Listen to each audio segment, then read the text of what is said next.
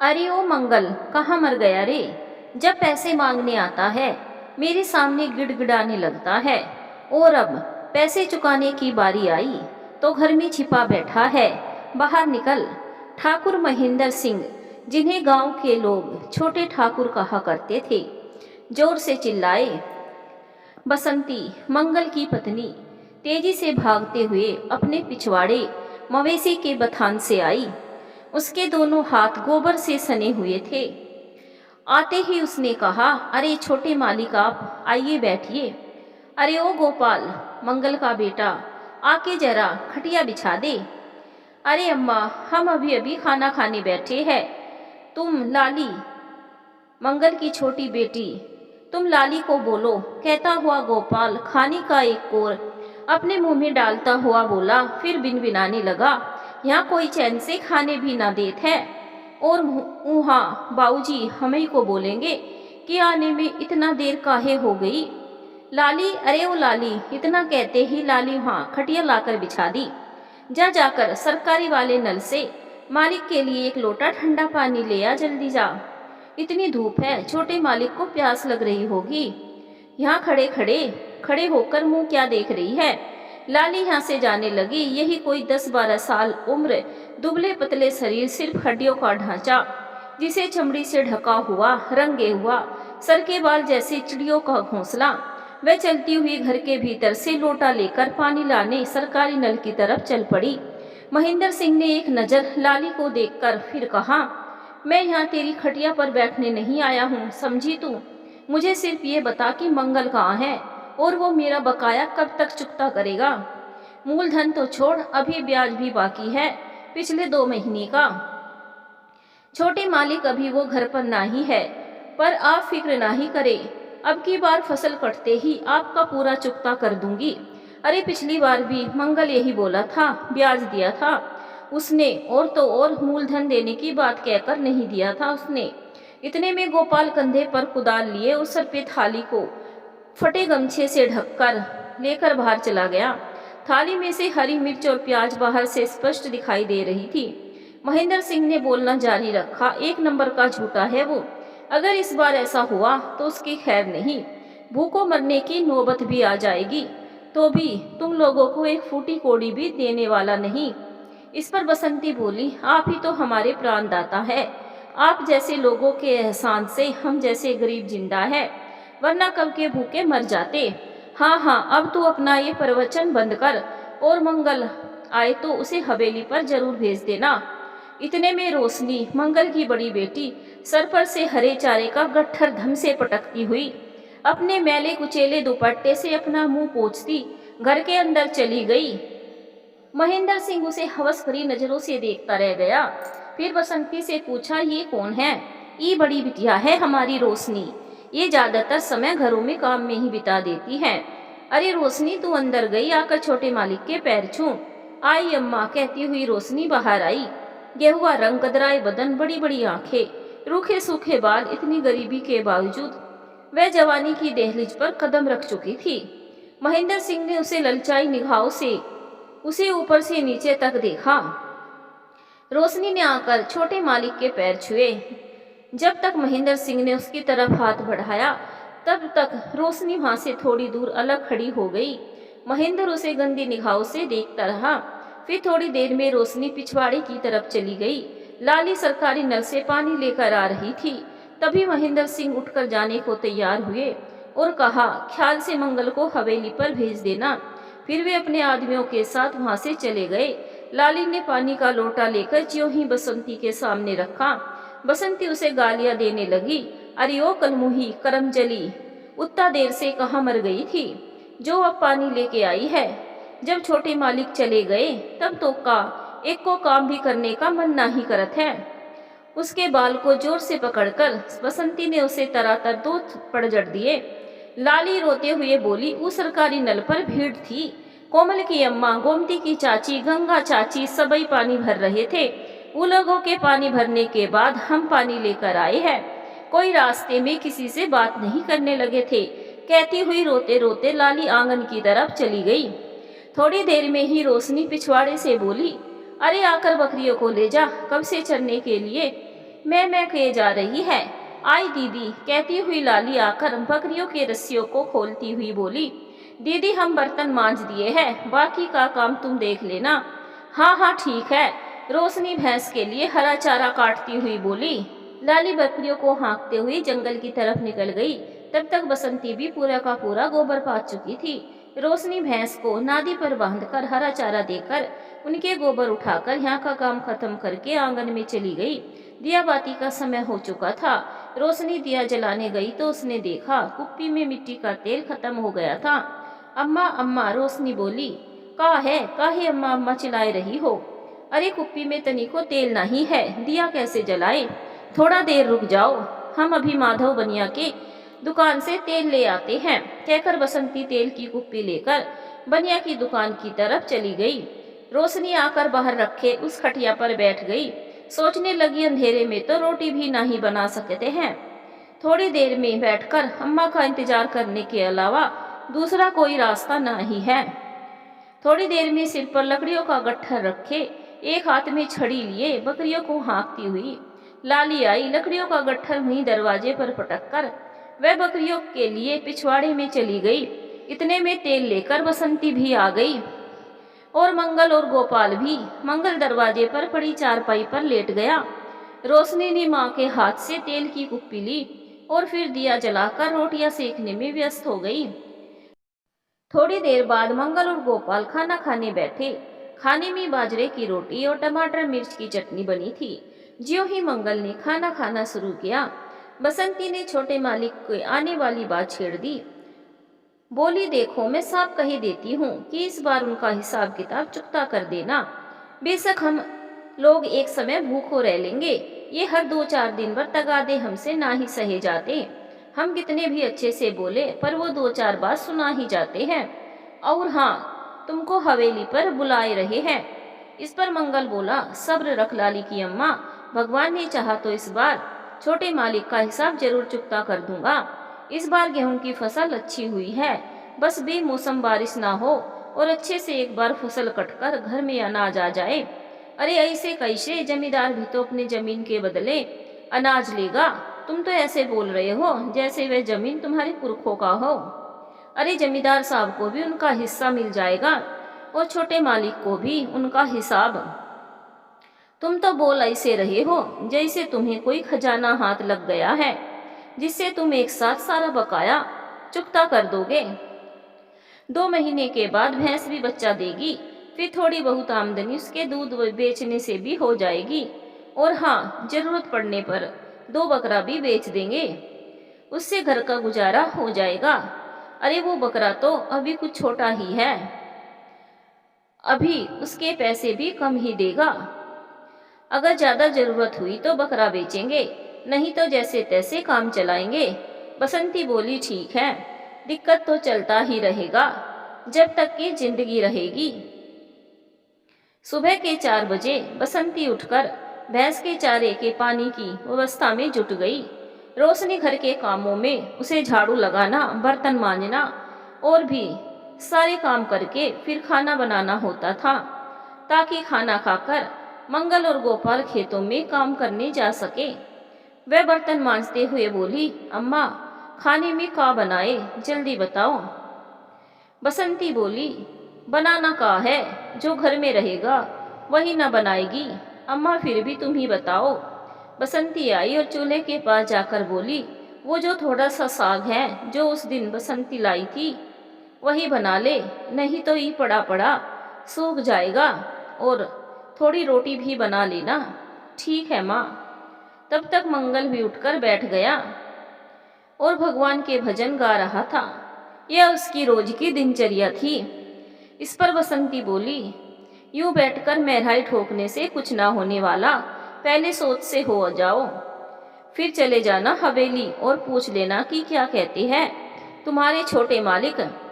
हाँ हाँ चला जाऊंगा, कहता हुआ मंगल हाथ में लोटा लिए खलियान की तरफ निकल पड़ा। उधर लाली उठकर रोशनी के पास जा बैठी। दीदी खाना बना रही हो? रोशनी चुपचाप उसकी बात सुनती रही। चाय कब बनेगी दीदी? क्या बात है तू चाय पीने के लिए बड़ी उतावली हुई जा रही है? बापू आएंगे तब बनेगी।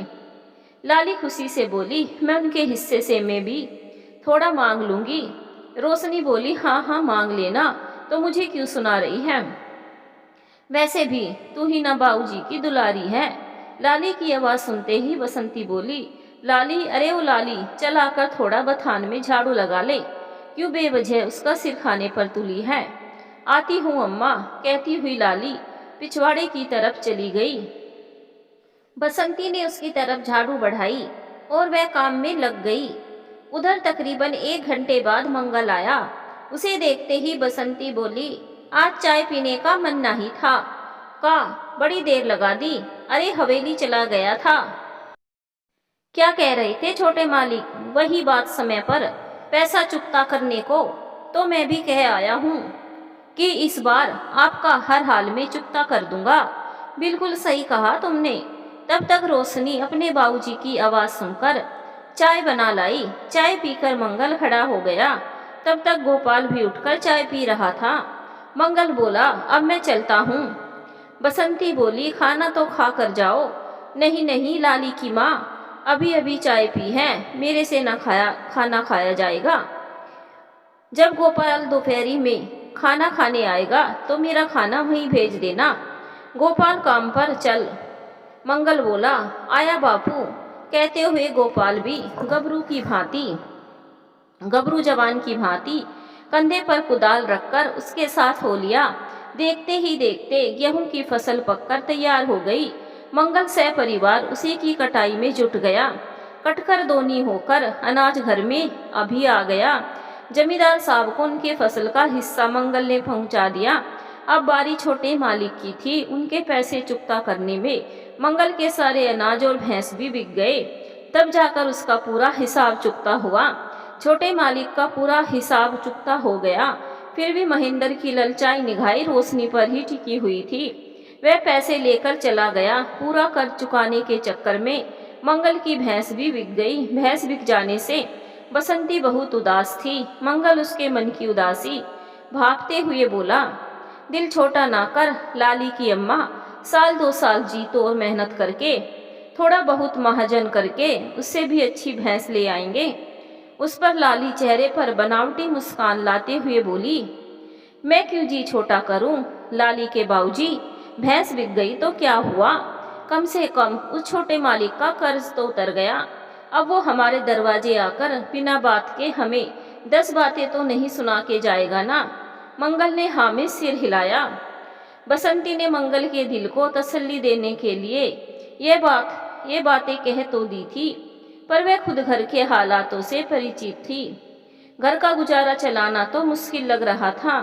अगर मंगल जी तोड़ मेहनत करके कुछ पैसे इकट्ठे कर ही लेता तो घर में जवान बेटी बैठी हुई है, उसके भी तो हाथ पीले करने होंगे। यूं कब तक उसे घर में बिठा कर रखेंगे? फिर भैंस तो अब आने से रही। वह सोचने लगी, अगर मैं भैंस के बिक जाने से उदास हूँ तो मंगल भी तो अंदर ही अंदर उदास होगा, पर अपनी परेशानी किसी को भी नहीं बता रहा। धीरे धीरे समय बीतने लगा। अब घर में और ज्यादा परेशानियां शुरू हो चुकी थी। बरसात का मौसम आ चुका था।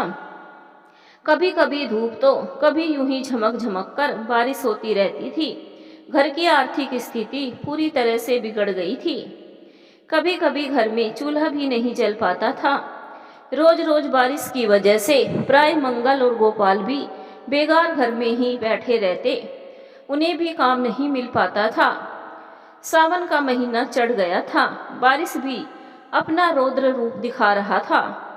घर में परेशानी से निजात पाने के चक्कर में दोनों बकरे भी बेचे जा चुके थे। सिर्फ 2 बकरियां बची हुई थी, जिन्हें लाली चराकर ले आया करती थी। इधर 7-8 दिनों से लगातार बारिश हो रही थी। आसपास के सभी पोखर, गड्ढे, नाले भर चुके थे। सूर्य देवता ने कई दिनों से दर्शन भी नहीं दिए थे। लोग भगवान से बारिश रुकने के लिए तरह तरह की मिन्नतें कर रहे थे। बारिश आज थोड़ी सी रुक गई थी। सभी लोग फटाफट अपने काम के लिए घर से बाहर निकल गए, अपने अपने काम निपटाने। लाली भी अपनी अम्मा को कहकर बकरियों को लेकर चराने निकल गई। मंगल भी थोड़ा बाहर निकलकर टहल आया था। रोशनी चुपचाप घर पर बैठी हुई थी। गोपाल चारपाई पर पड़े पड़े झपकियां ले रहा था। बरामदे में जगह जगह जो पानी टपक कर जमा हो गया था, बसंती उसे उलीचने में लगी हुई थी। पर न जाने क्यों आज बसंती का मन बहुत बेचैन था। उसे किसी भी काम में आज मन नहीं लग रहा था। धीरे धीरे शाम होने को आई। सूर्य देवता डूब चुके थे, सिर्फ उनकी लालिमा ही दिखाई दे रही थी और आकाश में फिर से काले काले घने घने बादल मंडरा रहे थे। फिर से धीरे धीरे बूंदाबांदी शुरू हो गई थी, पर अभी तक लाली नहीं आई थी। बसंती भी पूरा पानी उलीच चुकी थी। अचानक बाहर कुछ लोगों के चिल्लाने की आवाज आई। बाहर कोमल की चाची, गंगा की अम्मा, उसका भाई केशव के बापू सभी मंगल को बुला रहे थे। उसके बाहर आने से पहले ही बसंती दौड़ती हुई बाहर आई और बोली, क्या हुआ केशव के बापू? वह हड़बड़ाते हुए बोला, अरे बसंती भोजी, लाली पानी में डूब गई है। शायद पोखर के किनारे से मछली देखने गई थी। पैर फिसलने से सीधे पोखर में चली गई। कुछ लोगों ने अपनी आंखों से देखा है। उन्हीं लोगों ने शोर मचाया तो मैं गया। ये सुनते ही बसंती बेहोश होकर गिर पड़ी। वहां खड़े लोगों ने बसंती को संभाला। तब तक रोशनी भी बाहर निकल चुकी थी। लोगों की बातें सुनते ही वह चीखते चिल्लाते हुए पोखर की तरफ भागी। मंगल भी रोशनी के पीछे चल दिया। सभी गांव वाले तब तक तालाब पर जमा हो चुके थे। पूरे गांव में यह बात आग की तरह फैल गई थी कि लाली तालाब में डूब गई है। गोपाल भी शोर मचा सुनकर जग गया था। वह भी तालाब की तरफ भागता हुआ आया। सबसे पीछे उर्मिला काकी बसंती को सहारा देती हुई तालाब तक लाई। तब तक गांव के 2-4 नौजवान मर्द तालाब में छलांग लगा चुके थे। लाली को ढूंढने के लिए वे सभी पानी में गहराई तक जा जाकर अपनी यथावत कोशिश कर रहे थे। बसंती और रोशनी वहीं तालाब के पास बैठी विलाप करती रही। टिप टिप बारिश होने के कारण कुछ लोग पेड़ के नीचे तो कुछ लोग खुद को किसी पेड़ के बड़े पत्ते से ढककर खड़े होकर देख रहे थे। मंगल और गोपाल तो बिल्कुल हक्के बक्के खड़े थे। उनके मुंह से तो एक शब्द भी नहीं निकल रहा था। रात हो चुकी थी। तालाब पर खड़े लोगों की संख्या भी धीरे धीरे कम होने लगी थी। लोग अपने अपने घर जाने लगे थे। अच्छे अच्छे कुशल तैराकों के हौसले पस्त हो रहे थे, पर लाली का कोई पता नहीं चल पाया था।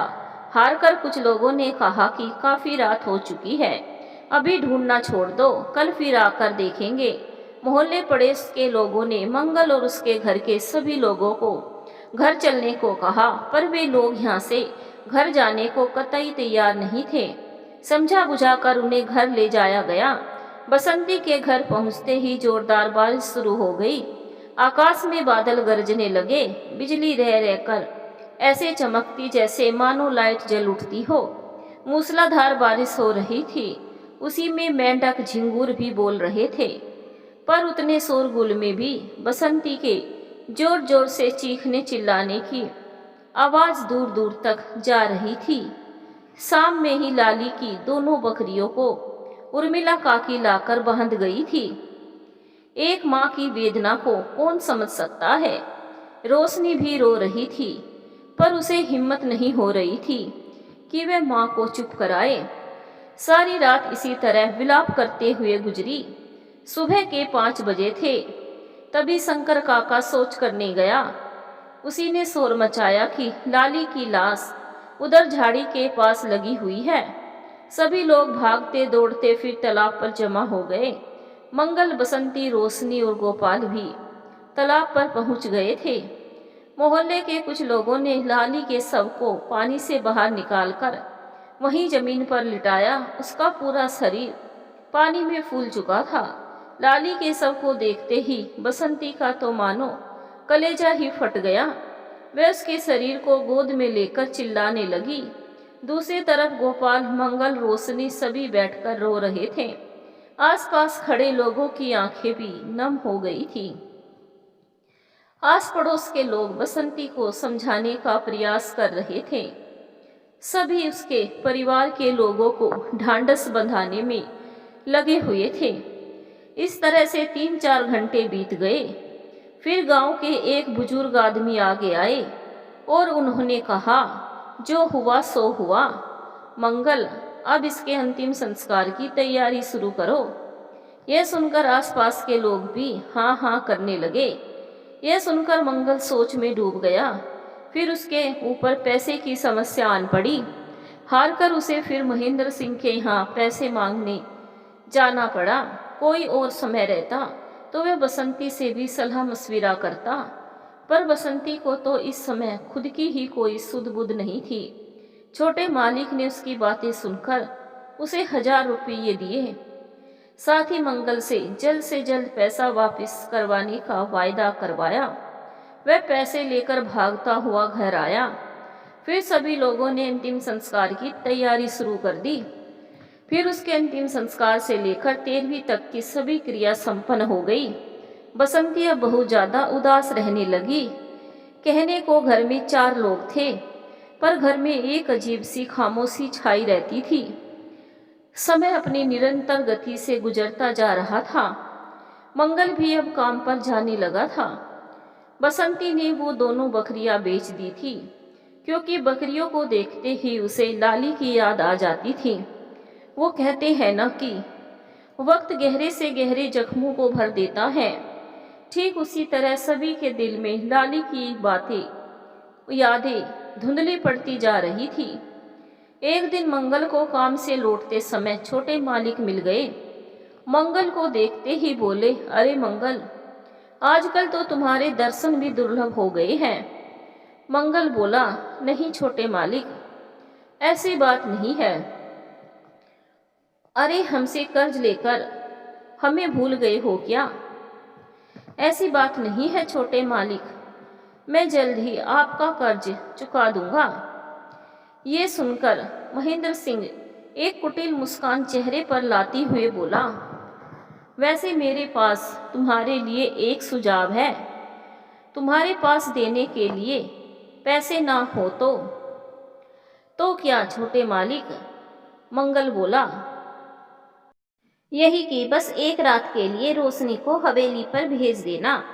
मैं वादा करता हूँ कि यह बात सिर्फ मेरे और तुम्हारे बीच रहेगी। मंगल गुस्से में चिल्लाता हुआ बोला, छोटे मालिक, हम गरीब हैं, इसका मतलब यह नहीं है कि हमारी कोई इज्जत नहीं है। आज के बाद आपने कभी ऐसा बोला तो मुझसे बुरा कोई नहीं होगा। बोलने की बात दूर, आपने इतना घटिया सोचा भी कैसे?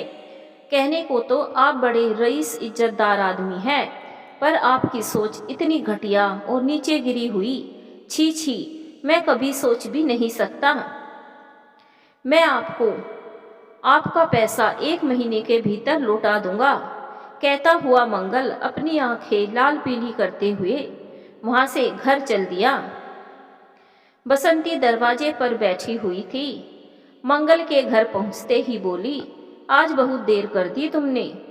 मंगल कुछ नहीं बोला और हताश होकर चारपाई पर लेट गया। इससे पहले बसंती कुछ बोलती, मंगल बोला, मेरी तबीयत ठीक नहीं है, मेरा सर दुख रहा है, मैं थोड़ी देर के लिए सो रहा हूँ, मुझे जगाना मत। अरे चाय तो पी लो। बसंती की तरफ गुस्से से देखता हुआ मंगल बोला, अरे जब कह दिया कि मन नहीं है तो क्यों जबरदस्ती करने पर तुली है? इतना सुनते ही बसंती चुपचाप वहां से चली गई। मंगल चिंता के सागर में डूबा हुआ था। भले ही उसने छोटे मालिक को 1 महीने के भीतर पैसे देने की बात कही हो, पर उसे खुद भी समझ नहीं आ रहा था कि वह इतनी जल्दी पैसे कहां से लौटाएगा। ऊपर से छोटे मालिक की ऐसी घटिया बातें सुनकर उसका माथा ठनका था। मंगल सोच रहा था कि रोशनी के हाथ भी जल्द से जल्द पीले करने होंगे। मैंने तो छोटे मालिक को कह दिया है, पर जब तक मैं उसके रुपए लौटा नहीं देता तब तक मेरे भी हाथ बंधे हुए हैं और मुझे नहीं लगता कि वह अपनी हरकतों से बाज आएगा।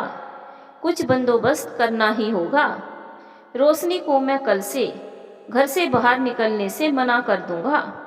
वह घर में रहेगी तो सुरक्षित रहेगी। भगवान ने मेरी लाली को तो मुझसे पहले ही छीन लिया। अब मैं रोशनी के साथ कुछ गलत कतई नहीं होने दूंगा। चाहे जहां से हो, जैसे हो, मैं पहले मालिक का हिसाब चुकता करूंगा और साथ ही रोशनी के हाथ भी जल्द ही पीले करूंगा। पर पैसे की व्यवस्था कैसे होगी, यह सोच सोचकर मंगल का सर चकराने लगा था। इसी सोच विचार में कब रात हो गई उसे पता नहीं चला। जब बसंती ने उसे खाने के लिए जगाया तब उसे समय का अंदाजा हुआ। रात के 9 बज रहे थे। मंगल का खाने का तो मन बिल्कुल भी नहीं था, पर बेमन से ही उसने एक रोटी खाई और लेट गया। सारी रात वह बेचैनी से करवट बदलता रहा। चिंता के मारे उसे नींद भी नहीं आई। अगली सुबह वह फिर चाय पीकर काम करने चल पड़ा। खेत में काम करते करते उसे एक युक्ति सूझी कि क्यों ना मैं शहर जाऊं और वहीं से खूब जी तोड़ मेहनत करके कुछ पैसे कमा कर लौटूंगा। फिर मालिक के पैसे उसके मुंह पर मारूंगा। उसके बाद रोशनी की शादी भी करके गंगा नहा लूंगा। अपने हिसाब से तो मन ही मन उसने निश्चय कर लिया था, पर उसने बसंती से एक बार सलाह मशविरा करना उचित समझा। घर आकर उसने बसंती को बताया कि मैं शहर जाऊंगा, कमा धमा कर रुपयों का बंदोबस्त करके जल्द ही लौटेंगे। कुछ कर्ज है वह भी तो चुकाना है और रोशनी के हाथ भी तो पीले करने हैं। कब तक जवान बेटी को घर में यूं ही बैठा कर रखूंगा। बसंती बोली, बात तो तुम 16 आने सच कह रही हो। इस तरह गांव में रोज रोज मजदूरी करने से कुछ ना होने वाला। अरे उस शंकर को देखो, शहर से कमाकर गांव में अच्छी खासी 2 मंजिला इमारत खड़ी कर दी। बेटियों की शादी भी अच्छे घराने में कर दी और दरवाजे पर 3-3 गायें भैंस भी बांध रहे हैं। यह सुनकर बसंती ने सहमति में सर हिलाया। उसने रोज रोज की मजदूरी में से 1-2 रुपये बचाए थे, वह मंगल को दिए। उसी पैसे में से कुछ का राशन घर में खरीद कर मंगल ने रख दिया और कुछ पैसे लेकर मंगल रोजी रोटी की तलाश में शहर चल पड़ा। जाते समय उसने बसंती को सख्त हिदायत दी कि रोशनी को घर से बाहर निकलना ना दे। बसंती ने हामी भरी, पर वह इस बात से के पीछे छुपे राज को जान ना पाई। शहर पहुंचने के बाद मंगल को कई दिक्कतों का सामना करना पड़ा। शहर में उसके कोई रिश्तेदार तो था नहीं जिसके यहाँ जाकर मंगल सर छिपाए और फिर वहां से काम ढूंढने जा सके। इसीलिए मंगल एक मंदिर के सामने रुक गया। वहीं से सारा दिन काम ढूंढता और रात को आकर वहीं सामने फुटपाथ पर सो जाता। इसी तरह से 4 दिन गुजर गए। 5वें दिन मंगल को कम काम मिला, एक कपड़े की फैक्ट्री में, ऊपर से सैलरी भी काफ़ी कम। मंगल कोई बड़ा पढ़ा लिखा तो था नहीं जो वह अच्छी नौकरी करने की बात करता। मंगल ने काम पर जाना शुरू किया। उसने यह सोचा कि कुछ ना कुछ करने से कुछ करना सदा ही बेहतर होता है, पर उसके मन में निराशा ने घर कर लिया था। कितने पैसे में वह क्या खाएगा और क्या बचाएगा। फिर छोटे मालिक का कर्ज तो चुकने से रहा। अगर वह सही समय पर कर्ज नहीं चुका पाया तो फिर रोशनी का क्या होगा। नहीं, मैं उसके साथ कुछ गलत होने नहीं दूंगा। वह मन ही मन हिम्मत जुटाए हुए था, पर उसकी समझ में कुछ नहीं आ रहा था। एक दिन वह काम पर गया तो उसे पता चला कि उस फैक्ट्री के मालिक के नौजवान बेटे की दोनों किडनी खराब हो चुकी हैं और वह अपनी अंतिम सांस गिन रहा है। मालिक बहुत परेशान है। पैसे होने के बावजूद भी किडनी ट्रांसप्लांट नहीं हो पा रहा है, क्योंकि अभी अस्पताल में किडनी मौजूद नहीं है। अगर कोई अपनी एक किडनी भी देने को तैयार हो तभी उसकी जान बच सकती है। मालिक ने तो यह भी कहा है कि कोई किडनी देने को तैयार हो तो हम उसकी दुगुनी कीमत चुकाएंगे। सभी मजदूर काम के दौरान यही बातें कर रहे थे।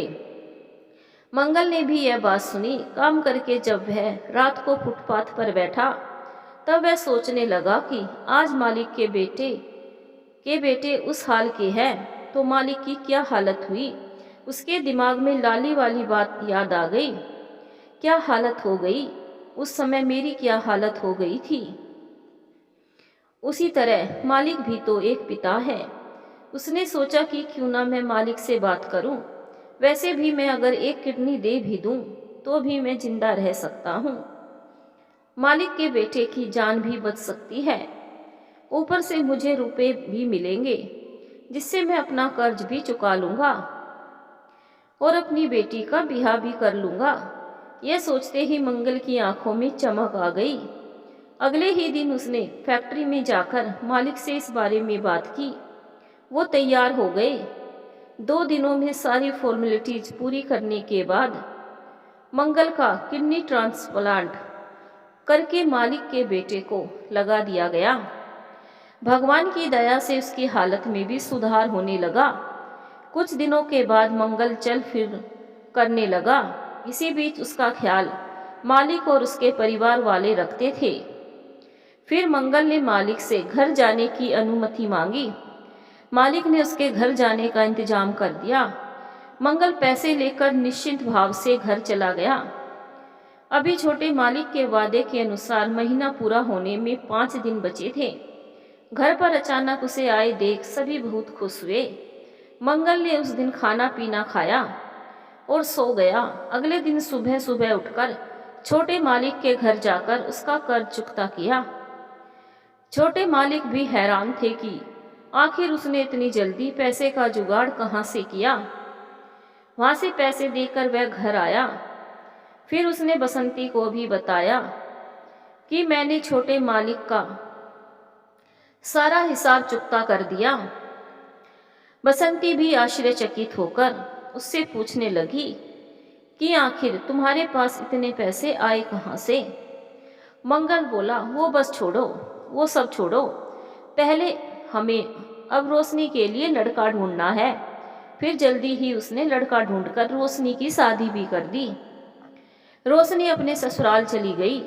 मंगल ने उसी पैसे में से एक भैंस खरीद ली। बसंती उसकी देखभाल करती और गोपाल भी थोड़ा बहुत काम कर लेता। बसंती उससे पैसे के बारे में पूछती रही पर वह कुछ नहीं बोला। एक दिन मंगल की तबीयत बहुत खराब हो गई। तब गोपाल ने उसे अस्पताल ले जाकर एडमिट किया। वहीं डॉक्टर ने कुछ जांच करने के बाद बताया कि ये अपनी एक किडनी तो पहले ही निकलवा चुके हैं और उचित खान पान न होने से इनकी दूसरी किडनी भी खराब हो गई है। घर ले जाइए, ये चंद दिनों के मेहमान हैं। इस पर बसंती रोने लगी और बोली, गोपाल के बापू, तुमने इस घर की जिम्मेदारियों को निभाने के लिए ये सब कर लिया और मुझे बताया भी नहीं। सभी घर आने के लिए अस्पताल से चल पड़े। रास्ते में आते वक्त ही मंगल अपने रिश्ते और जिम्मेदारियों से सदा के लिए मुक्त हो गया। इसी तरह गरीबी की चक्कियों में पिसते पिसते न जाने कितने लोग मजबूरी में अपने घर और परिवार के लिए इतने बड़े बड़े कार्य कर जाते हैं कि वह बोझ ढोते ढोते हैं। इसी तरह उन्हें मुक्ति मिल जाती है। धन्यवाद दोस्तों। अगर आपको कहानी पसंद आई हो तो वीडियो को एक लाइक जरूर कर देना और कमेंट करके हमें ज़रूर बताइएगा कि कहानी आपको कैसी लगी। मिलेंगे एक और नई कहानी के साथ।